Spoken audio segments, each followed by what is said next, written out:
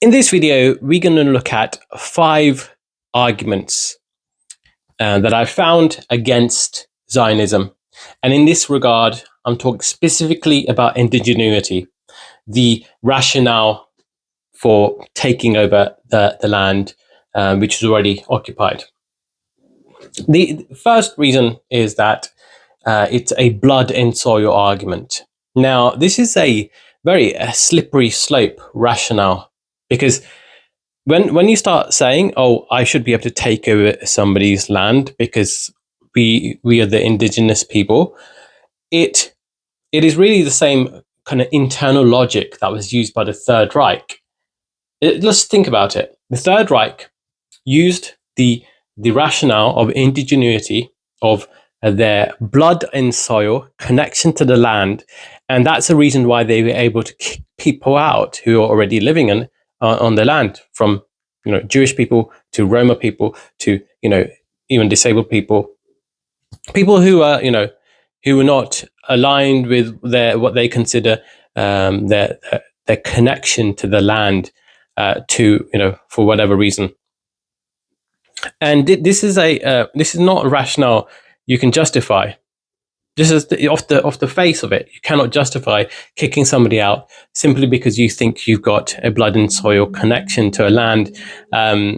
If you were to accept that fact, then you were to accept that the rationale that the Nazis used was sound. It was legitimate, which no sane person would accept that. So the blood and soil argument is rather ridiculous. And reason 2, it becomes even more ridiculous when you actually look at the actual genealogical timeline of the actual indigenous people. You see, prior to the Jewish kingdoms, there existed the Canaanites. That existed there hundreds and hundreds of years before the Jewish kingdoms. And the Canaanites, their descendants, exist today in the form of the Levantine population. This includes Lebanese people. This includes Palestinian people.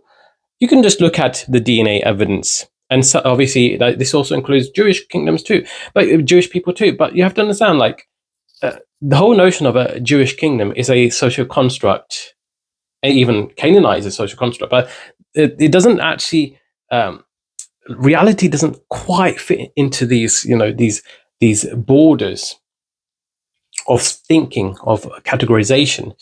And so the Canaanites, however, existed prior, and their descendants exist right now in the people living in Lebanon. It's actually strongest from some of the studies I've seen in people living in Lebanon and Palestine. Now, obviously, there's been a little bit mixing since then, but it's very clear that the descendants aren't the people. The descendants also include the people who were actually kicked out of Israel in the Nakba of May the 15th, 1948. So even the argument of blood and soil doesn't actually hold true. And when you look at number 3, it doesn't follow through either when you're looking at true indigeneity, because when you look at the skin cancer rates, and this is an unfortunate topic, but compare that between the Palestinians, the Lebanese, and that of the light pale skinned newcomers to the land, relatively speaking. You can see a comparison, and you can see that, let's say, they're not adapted to the land. So that reinforces the genealogical imperative, the fact that the people there that were living there prior are the true, more adapted to the land. They're more indigenous also when you look at Canaanite DNA, genealogical evidence. And this is the reason why there is a kind of a faux pas, there is a certain restriction on DNA tests used in Israel.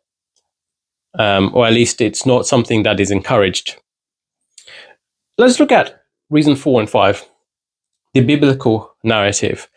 Now, the reason is that in the rationale that is used is that they're indigenous land because it's part of the biblical history. However, if you were to just go back, a couple pages back, you'd realize that the patriarch of the Israeli people is Abraham, and his origins lie in the city of Ur that exists in modern day Iraq. So it's not even, you're not even truly indigenous to the land, you're the newcomers to the land. And that means the Canaanites, as mentioned in the Bible, are the true indigenous people, which obviously, the argument of indigeneity, the connection to land, that you are decolonizing land, is such a disgusting and deprived, it's completely depraved and morally dishonest. And reason 5, even according to biblical scripture, it would have to require the coming of the Messiah in order to bring about the Jewish homeland. So even that doesn't even make sense, because where was the Messiah? No, it was a response regarding the failures of World War II.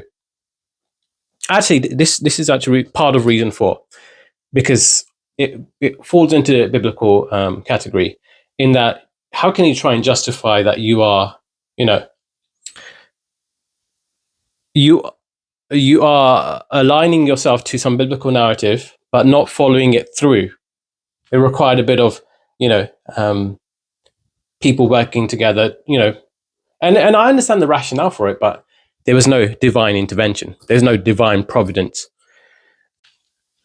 And reason 5, you can't have the justification of an oppression of, by another people in Europe, primarily, to justify taking over another people's land. Completely different. You're apples and oranges. I mean, you could try and justify taking some land in Germany, the actual people who are instigating the severe levels of anti-Semitism. But you're just unfortunately bring about increased issues down the line by taking over somebody else's land. So that's reason why, there are no it's already clear to anyone just following our intuition that, we can't really justify taking over somebody's land. But even when you look at the rationale of it, it just falls apart. Just use basic logic. Anyways, I hope you enjoyed this video. Please like, comment, and subscribe. That'd be very much appreciated. Thank you.